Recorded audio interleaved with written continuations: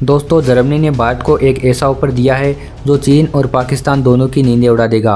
बात हो रही है A400M एटलस नाम के ट्रांसपोर्टर विमान की। ये विमान 37 टन का बोझ उठाकर लद्दाख की बर्फीली पहाड़ियों से लेकर राजस्थान के रेगिस्तान में कहीं भी उतर सकता है और मिनटों में भारतीय सेना के टैंक, हथियार और जवानों को मोर्चे पर पहुंचा सकता है।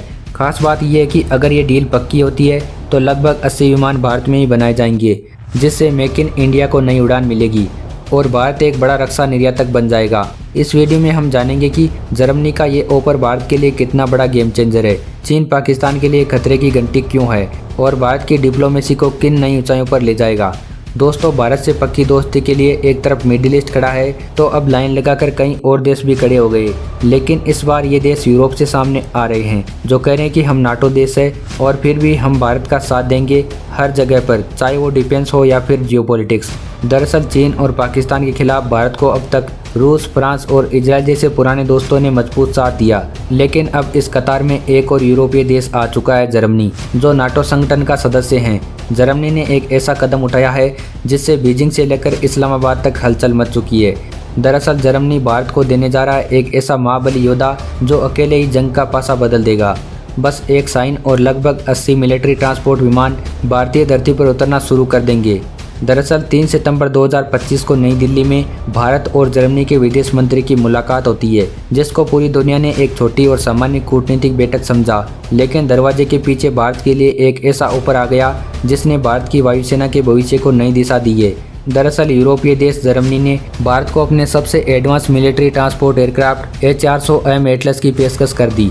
ये वही विमान है जिसे दुनिया उड़ता हुआ किला कहती है।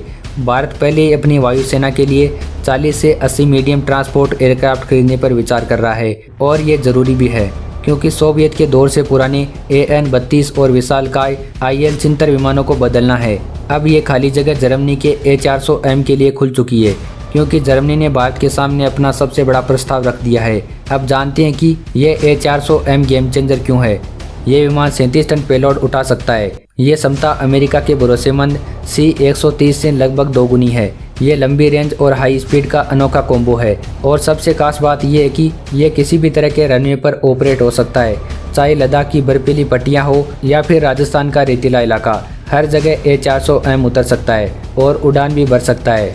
यही इसकी सबसे बड़ी खासियत है। अब आप सोचिए, अगर भारतीय सेना को लद्दाख की ऊंचाइयों पर अपने नए 25 टन के जोरावर टैंक को तुरंत तैनात करना हो तो A400M उन्हें मिनटों में 15,000 फीट की ऊंचाई पर चढ़ा सकता है और वहीं उतार सकता है।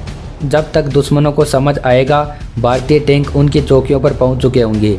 लेकिन ये सौदा सिर्फ एक ट्रांसपोर्ट एयरक्राफ्ट खरीदने का नहीं, जर्मनी ने भारत के मेक इन इंडिया के सपनों को नई उड़ान देने का ऑफर दिया है। यानी अगर भारत लगभग 80 A400M का ऑर्डर देता है तो जर्मनी भारत के अंदर ही फाइनल असेंबली लगाएगा। भविष्य में भारत इन विमानों को दूसरे देशों को एक्सपोर्ट भी कर सकेगा। ये वही सफलता है जो हमने पहले C-295 प्रोजेक्ट में देखी थी, जहाँ टाटा ने स्पेन के साथ मिलकर भारत में असेंबली लाइन शुरू की थी। बात करें पड़ोसी पाकिस्तान की तो अब भारत कुछ ही घंटों में भारी हथियार और टैंक उनके किसी भी मोर्चे पर उतार सकता है। बात करें अमेरिका की तो अब तक भारत C-17 और C-130 जैसे अमेरिकी ट्रांसपोर्टों पर निर्भर था, लेकिन भारत अगर जर्मनी के A400M को चुन लेता है तो किसी एक देश पर निर्भर नहीं रहना पड़ेगा। सोचिए, फ्रांस से भारत ने राफेल लिए, रूस से S-400 लिया, इजराइल से एडवांस मिसाइलें ली और अब जर्मनी से भारत A400M ले लेता है तो यह दुनिया में बड़ा गेम चेंजर साबित होगा। भारत ने यूरोप की 4 सबसे बड़ी शक्तियों को अपने रणनीतिक कवच में जोड़ लिया है। चीन और पाकिस्तान के लिए ये एक ऐसा गठजोड़ है जिसे तोड़ पाना लगभग असंभव है और सबसे अहम बात, भारत ने ये सब बिना अमेरिकी टकराव के किया। खैर, जर्मनी का ये ऑफर सिर्फ एक विमान डील नहीं होगी और दुनिया की एक बड़ी ताकत बनने की उड़ान है। जब गुजरात और यूपी के डिफेंस कॉरिडोर से पहला मेड इन इंडिया A400M बाहर निकलेगा तो वह सिर्फ एक विमान नहीं बल्कि 140 करोड़ भारतीयों के स्वाभिमान की उड़ान होगी।